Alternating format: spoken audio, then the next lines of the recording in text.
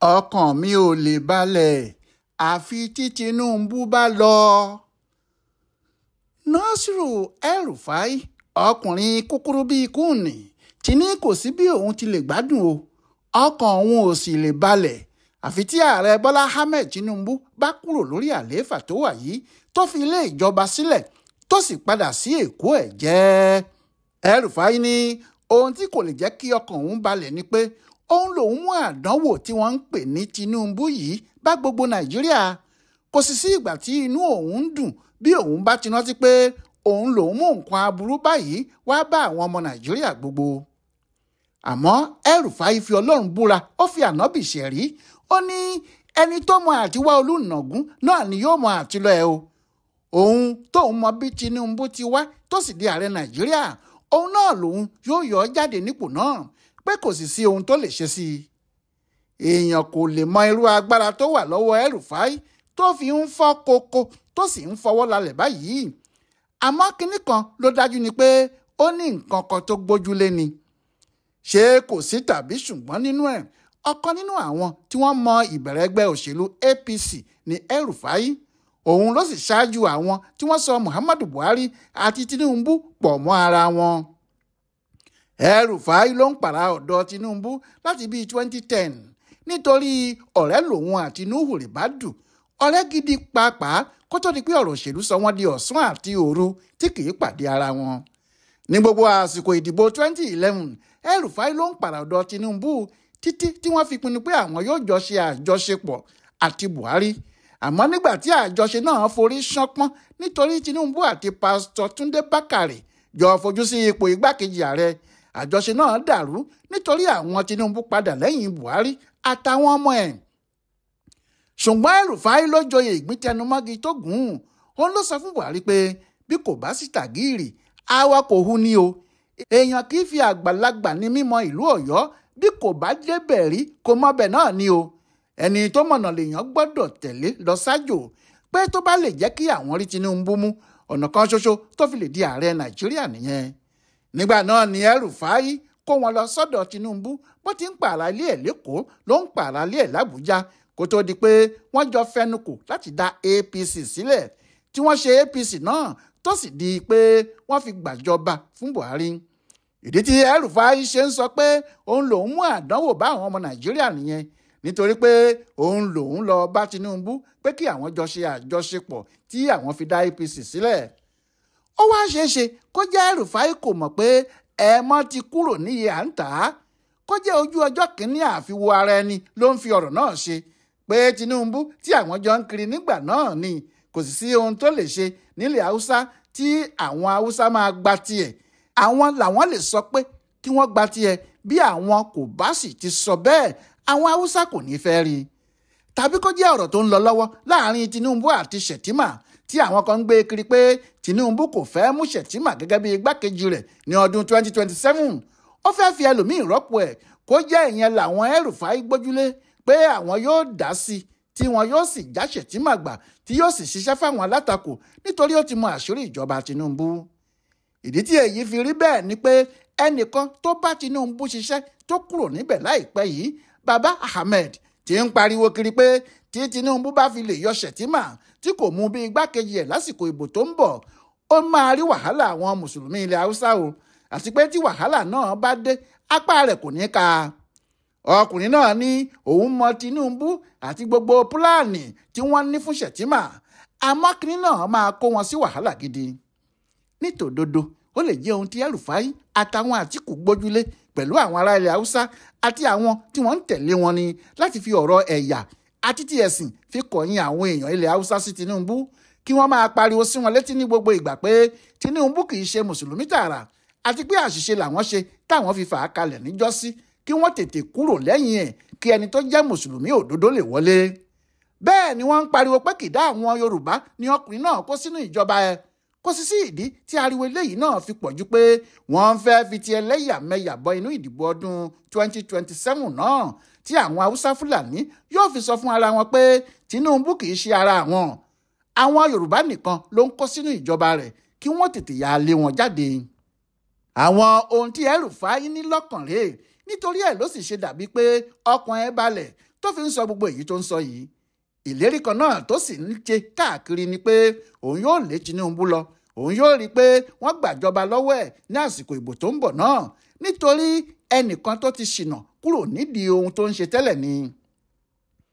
El-Rufai ní nítorí àwọn ohun tí Tinubu ṣe lẹ́kọ̀ọ́ ní 1999 sí 2007 tó kó àwọn èèyàn gidi bíi Yẹmí Ọ̀ṣínbàjò, Wálé Ẹdùn àti àwọn míì sínú ìjọba rẹ̀ lẹ́kọ̀ọ́ tó sì nífẹ̀ẹ́ àwọn èèyàn Èkó dáadáa, pé irú ohun tí òun ti rò pé yóò ṣe lásìkò tó bá di olórí ìjọba Nàìjíríà nìyẹn, pé ìyẹn lòun ṣe fi gbogbo ara tẹ̀lé tí òun sì rí pé gbogbo Kaduna ló dìbò fún un bó tiẹ̀ jẹ́ pé òun mọ̀ pé Tinubu yìí kò fẹ́ràn òun.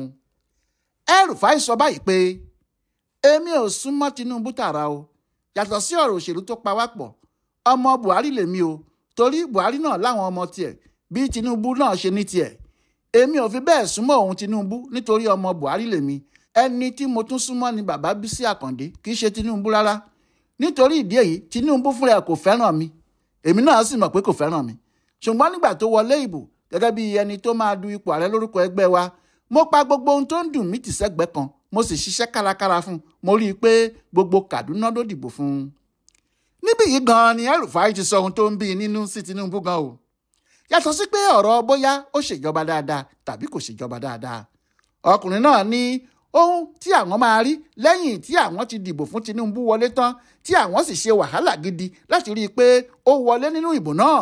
Ohun tí àwọn máa rí ni pé ó bẹ̀rẹ̀ sí í ṣa àwọn ìṣàkúṣàjọ sínú ìjọba rẹ̀, òun fi wọ́n ṣe mínísítà, ó ní àwọn jọ fẹ́ ṣiṣẹ́ ni. Nígbà náà ni ọkùnrin náà tún gbóhùn sókè, ó sì fìbínú sọ̀rọ̀ báyìí pé ṣebí ẹ̀yin náà rí àwọn tó kó jọ.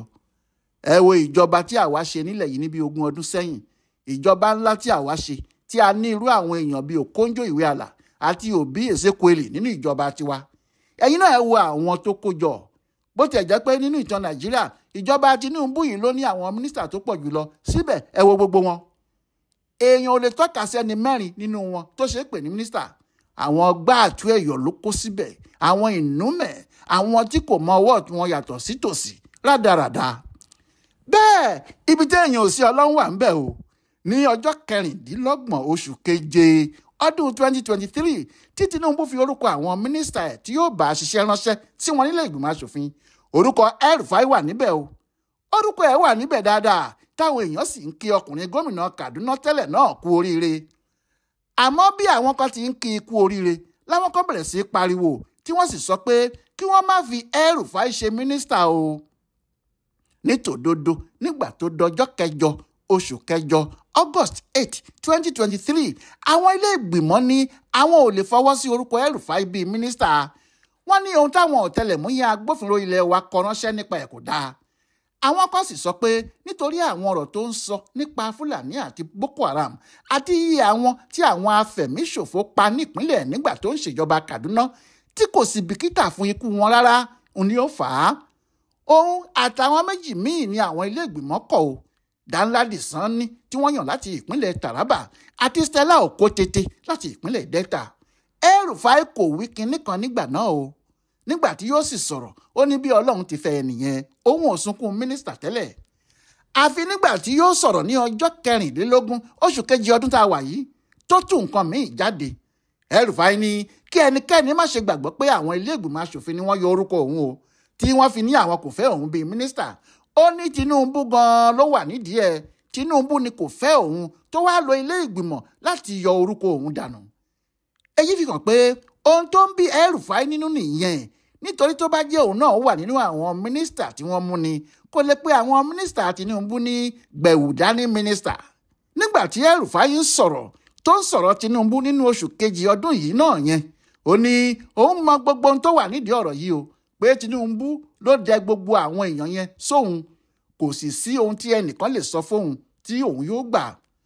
Bẹ́ẹ̀ bí àwọn Kìrìsìtẹ́nì ní Kaduna, àwọn òjíṣẹ́ Olúwa tí wọ́n jẹ́ onígbàgbọ́ bí wọ́n ti ń sọ pé èèwọ̀ ká má rí ni Paul wí, kò sẹ́ni tí yóò fi El-Rufai ṣe mínísítà tí ayé yóò gbádùn. Bẹ́ẹ̀ làwọn tí mùsùlùmí náà ń sọ bẹ́ẹ̀. Bẹ́ẹ̀ làwọn olóṣèlú ìpínlẹ̀ Kaduna pàápàá Shehu Sanni wọ́n ní ayé parí nìyẹn o bí El-Rufai bá fi lè di mínísítà. Àfi ti pé El-Rufai kò gbà, ó ní Tinubu ló ṣe òun pa. Òun tó jẹ́ kí ìjà náà sì le lásìkò yìí rèé. ohun tó sì jẹ́ kó máa lérí pé òun kò ní sùn òun kò ní wo ọkọ̀ òun ò ní balẹ̀ àfi tí Tinubu bá lọ. ohun tó jẹ́ kí wọ́n kó ẹgbẹ́ òṣèlú àdá ADA tuntun jọ náà rèé. ṣé ọ̀tá mi ọ̀rẹ́ mi ni tí ọ̀rọ̀ òun àti àwọn bíi Abubakar Atiku, Peter Obi, Rotimi Amechi pẹ̀lú àwọn míì tí inú Tinubu ń bí sì wọ̀ dáadáa. àmọ́ pẹ̀lú ohun tó ń lọ yìí àti ohun tó ń ti ẹnu ẹ̀ jáde ó dàbí pé kì í ṣe ìbínú ti ẹgbẹ́ alátakò nìkan ló wà nínú ọ̀rọ̀ tí El-Rufai ń sọ yìí o. ọ̀rọ̀ ìjà míì wà láàrin òun àti Tinubu, ohun tó sì fa àìsùn àìwo fún un nìyẹn. bóyá ọkàn El-Rufai yóò wá balẹ̀ o tí inú rẹ̀ yóò dùn o tàbí àìbalẹ̀ ọkàn àti àìdùnnú yìí náà ni yóò máa gbé kiri ni o. ọ̀rọ̀ náà dọwọ́ àwọn alálẹ̀ o nítorí Google gan ò ní lè dáhùn irú ìbéèrè bẹ́ẹ̀ àfi lẹ́yìn ìdìbò ààrẹ ní 2027. Ọláyíwọlá Alága ló yẹ ọ̀rọ̀ El-Rufai tó sọ yìí wò fún ibùdó àgbáyé fún àṣà àtìṣe Yorùbá World Center nínú ọgbà yunifásitì Ìbàdàn. ẹ kú déédé àkókò yìí o.